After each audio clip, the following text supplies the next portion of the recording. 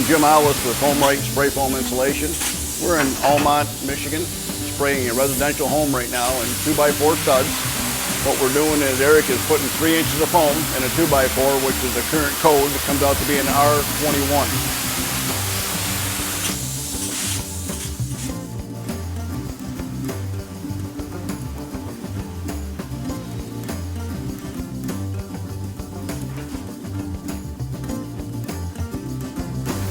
So what you just seen Eric do is he was probing the foam, we call it. We want to check to make sure that we are putting on the proper depth that we told the customer we're going to give them. But we don't want to go over, because anything past 3.5 inches, we got to scrape it off. And a lot of times, it's like the #1 trick of the spray foam industry is to short the customer a little bit of foam. They short a little bit of foam on the whole job, it's several thousands of dollars of difference. So if you were quoted 3 inches of foam, you should get what you paid for. I'm going to show you how we do this here. Push that in, you take it out, and I had already pre-measured that, so we got 3 inches on there. And that's giving the customer what he paid for, and that's the key element. And a lot of times you'll see with some of the foam guys that aren't quite being honest, they'll try to find areas that are difficult to get to. If you were spraying your ceiling, they'll go way up in the ceiling and they'll kind of short you, thinking you won't go up there and check. So hypothetically, if we were spraying the roof way up in there, they might go thin on the foam way up there, thinking you won't go in there and check the foam.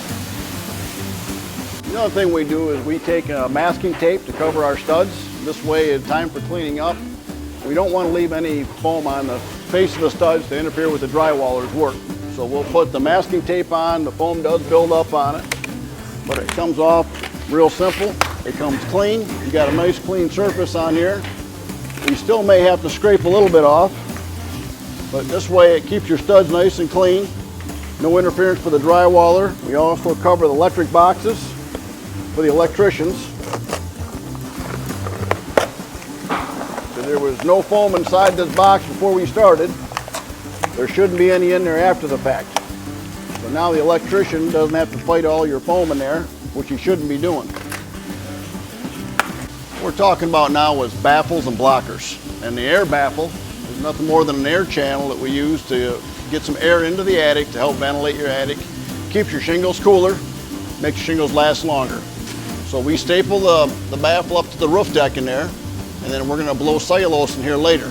So what we want to do is put a blocker in there to prevent the cellulose or blown fiberglass from going into the soffits and plugging your soffits. We use an 1.5 inch foam board. I don't think many other people do. Typically they'll jam fiberglass in there, which is a really poor job. By putting the foam board in, we set it deep into the cavity so the insulation will overlap your top plate. Completely seal it out with the window foam. Then when you blow the cellulose in, it doesn't get knocked out. A lot of times by using fiberglass, you've got truss plates on both sides. There's nothing to staple to. The guys blowing the cellulose, they knock the fiberglass out, they fill your soffit. Nobody really tells you until you find out later that your soffit's full of cellulose. By doing this, we put a double baffle on every truss. They're not that much more money. They give you maximum ventilation, make your roof last a lot longer. What Eric is doing now is he's back spraying an upper knee wall. Well, we hang R13 fiberglass, put it up on a knee wall. Now we're back spraying with an 1.5 inches of foam so we can meet the codes. We're bringing it up to an R23 actually, and the code's an R20. So we're exceeding the code, but what this does is allow us to put the R13 in the 2x4 cavity and then come on the back side from the attic area and spray another 1.5 inches on the back side so we can meet the R value of the building code.